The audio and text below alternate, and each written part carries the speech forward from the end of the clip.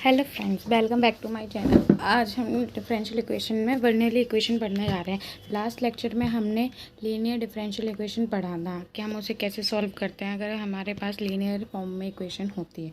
और आज हम बर्नौली इक्वेशन पढ़ने वाले हैं कि बर्नौली इक्वेशन क्या होता है और उसकी फॉर्म कैसे होती है। हम उसे कैसे पहचानें कि ये इक्वेशन बर्नौली इक्वेशन है, तो हम इसे कैसे सॉल्व करेंगे। ठीक है,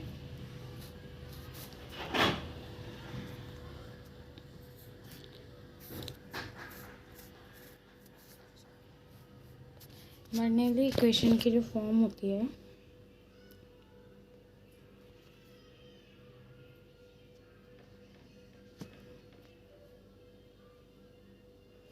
वो ये होती है dy/dx plus pxy/qxyn।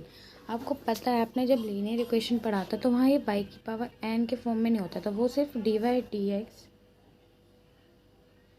Plus pxy equals to function of qx के फॉर्म में होता था।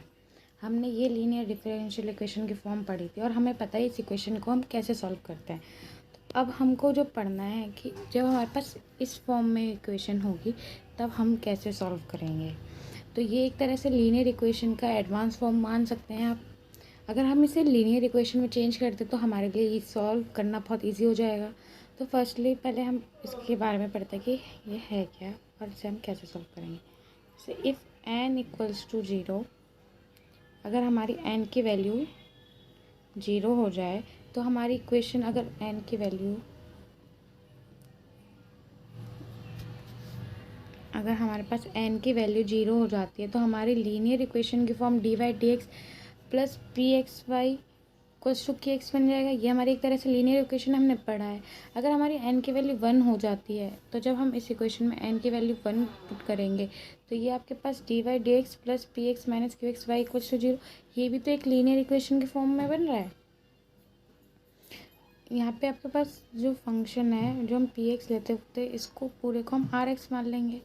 तो ये यहाँ पे rx अगर हम इसको मान लें और qx आपका 0 हो गया तो ये आपका लीनियर इक्वेशन का फॉर्म बन गया। ठीक है, अगर हमारे पास n की वैल्यू ना 0 है ना 1 है तब वो इक्वेशन जो है वो लीनियर नहीं होगी, तो जब हमें लीनियर इक्वेशन सॉल्व करनी आती है, अगर इस फॉर्म में है तो हम उसे कैसे सॉल्व करेंगे हमें पता है। अब हमें ये पढ़ना है कि जब ये इस फॉर्म में इक्वेशन है तो हम उसे कैसे सॉल्व करें। ठीक है, तो हमारे पास इसे सॉल्व करने के लिए इसे सॉल्व करने का एक मेथड ये है। जैसे हम होमोजीनियस में लेट करते थे y is equal to bx के फॉर्म में लेट करते थे, फिर हम उससे सॉल्व करते थे। सेम यहाँ पे अब हम v इक्वल्स टू y की पावर 1 माइनस n को हम लेट करेंगे। अब ये n क्या है, जो आपने y की पावर n आपको दिया हुआ है वो, ये जो n की वैल्यू होगी वो आप करोगे तो यहाँ आपको v की वैल्यू मिल जाएगी है आपको। ठीक है, जब आपके पास v जो है आपका किसी फॉर्म में, मान लो n जब सॉल्व करेंगे ये आपका y की पावर k के फॉर्म में आ गया। ठीक है, आप मान लो इसको। ठीक है, फिर इसको क्या करेंगे, ये आपका dy/dx के फॉर्म में, तो आप फिर यहाँ से आप dv/dx की वैल्यू निकालेंगे तो वो आपकी, एक मिनट इससे पहले देख लें हम क्या कहते हैं कि जब हमारे पास v is equal to y की पावर k आ गया, ठीक है, तो आप इसको dv/dx निकालेंगे तो वो आपका क्या आएगा, जब इसको डिफरेंशिएट करेंगे तो k आगे y की पावर k माइनस 1 हो जाएगा। ठीक है, और dy/dx हो जाएगा। अब आप यहाँ से क्या करेंगे, dy/dx की वैल्यू फाइंड कर लेंगे और उस इक्वेशन को आप जो हमारी बर्नौली इक्वेशन है उसमें पुट कर देंगे। बट उससे पहले जो हमारा ये सब तो हम करेंगे, पर हमारे पास जो v की वैल्यू, जो हमारी y की पावर n है ना, उसका अपोजिट ले लो। मतलब कि आपको y की पावर माइनस एन से सबसे पहले आपका काम ये है कि y की पावर माइनस एन से पूरे इक्वेशन को मल्टीप्लाई कर लें। फिर उसके बाद आप ये वाला स्टेप करेंगे, आप यहाँ से dy/dx की वैल्यू निकालें और जब आपके पास dy/dx की वैल्यू मिल जाए और y की, तो आप जब इसे फिर आपके पास सारी वैल्यूज़ आएगी उसे पुट कर देंगे तो फिर आपको एक लीनियर इक्वेशन की फॉर्म मिलेगी और आपको लीनियर इक्वेशन सॉल्व करना आता है। तो हम इससे पहले एग्जाम्पल देख लेते हैं, उससे ज़्यादा अच्छे से समझ आएगा। जैसे यहाँ पे एग्जाम्पल 1 लिया हुआ है, ठीक है। यहाँ पे हमने एग्जाम्पल लिया है dy dx plus Y equals to Q. अगर ये y की पावर क्यू नहीं होता तो ये आपका dy dx plus Y equals to X होता, तो ये आपको पता है लीनियर इक्वेशन है।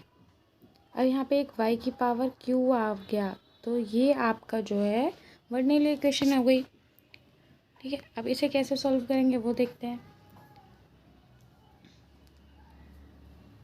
यहाँ आपको y की पावर क्यूब दिया हुआ है तो आपको n की वैल्यू मिल गई 3 है। फिर मैंने आपको कहा था कि जो y की पावर क्यूब है तो आप इसका अपोजिट y की पावर माइनस क्यूब ले लो, और इस पूरे इक्वेशन को आप y की पावर क्यूब को पूरे इक्वेशन में मल्टीप्लाई करो। तो फर्स्टली मैंने क्या किया, यहाँ से पहले v की वैल्यू y 1 माइनस n किया तो y 1 माइनस 3 हो गया 1 अपॉन वाई स्क्वायर, y की पावर -2 आ गया। फिर हमने dv/dx निकाला, वो आपका ये आ गया -2 y की पावर -3 dv/dx।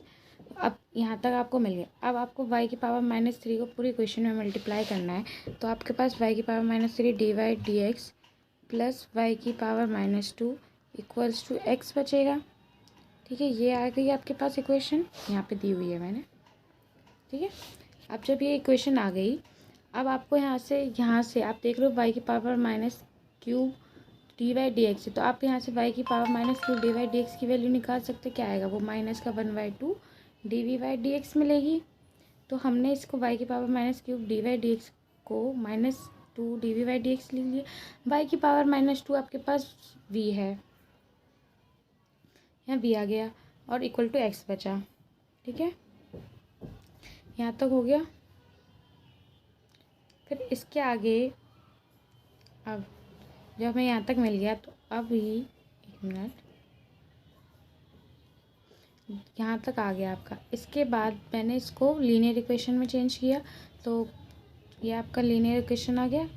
अब आपको लीनियर इक्वेशन सॉल्व करना आता है कि इंटीग्रेटिंग फैक्टर फाइंड कीजिए और उसको सॉल्व कीजिए, ठीक है। तो सेम हम चलते हैं कैसे प्रोसेस पर अपने।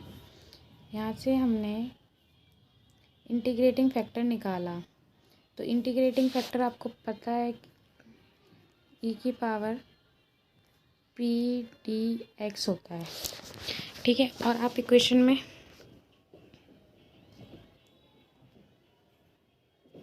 देख रहे हैं कि यहाँ पे दिया हुआ है p आपके पास -2 दिया हुआ है, तो -2 रखूँगी p की वैल्यू,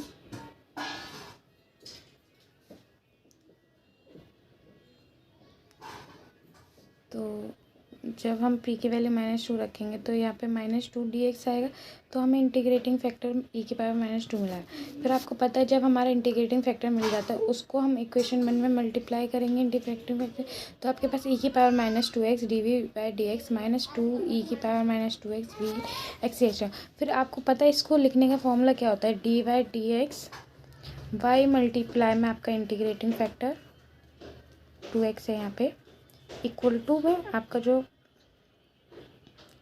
है वो x e -2x था, ठीक है। तो आपके पास ये फॉर्म आई, ठीक है। एक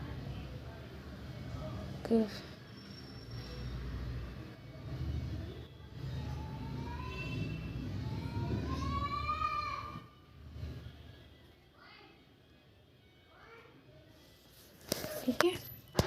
फिर आपको उसके आगे सॉल्व करना है, तो यहाँ से आपको यहाँ ये फॉर्म मिली। फिर आपको पता है इंटीग्रेटिंग फैक्टर और डिफरेंशिएट एक दूसरे के एंटी होते हैं, तो आपके पास v -2 आएगा और इसका इंटीग्रेशन हो जाएगा जब बहुत सारे इंटीग्रेट करें। फिर हमें ये बाय पार्ट से इसका इंटीग्रेशन करना है, बाय पार्ट से इंटीग्रेशन किया ये आएगा, सॉल्व किया हमारे पास वैल्यू ये आएगी। फिर आपको पता है v को हमने y की पावर 1 - 3 किया था, y की पावर -2 थी, तो हमें v को भाई y और x के फॉर्म में ही तो आंसर लाना है। फिर हम v की पावर -2 को उसमें मल्टीप्लाई कर देंगे, तो हमारे पास फाइनल आंसर जो आएगा वो आएगा 1/y² x प्लस 1/2 प्लस ये 2x आएगा।